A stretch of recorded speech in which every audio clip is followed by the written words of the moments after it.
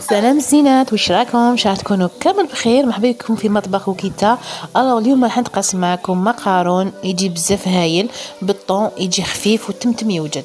الوصفتنا تاع اليوم واش فيها؟ عندنا حبيبه تاع بصل تكون صغيره، نقطعوها دي بتي مورسو هكذا، نقليوها مع شويه توم وشويه زيت.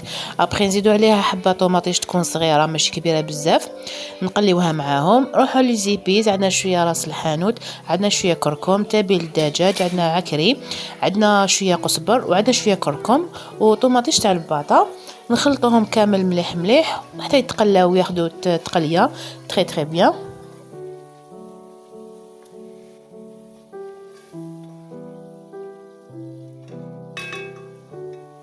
بعد ما تقلى مليح نزيدو عليها مغرف تاع فاينه تكون صغيره، ما ديروش مغرف، يعني ماشي مغرف كبيره، مغرف صغيره تكفي. نقليوها كامل مليح مع هذوك التقليه تاعنا. نزيدو عليها الماء بيان سور والملح، بلا ما ننساوه، بلا ما نقوله لكم باين. ومن بعد كي تغلى الاخرى تاعكم، نفرغوا المقارون ديالنا. وشنو المقارون؟ ما ديروش تاع الرسول، ديروا تاع نورمال، فهمتوا؟ فوالا. وتخلوها طيب وتنقصوا الغاز تاعكم وتخلوها طيب براحتها. واذا شفتوها يعني ناقصه طياب ولا زيدوا لها شويه ماء سخون.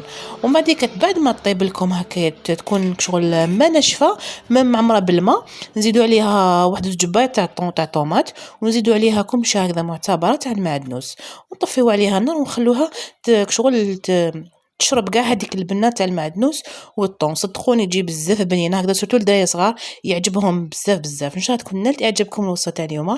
كالعاده الى وصفه اخرى، الى اللقاء.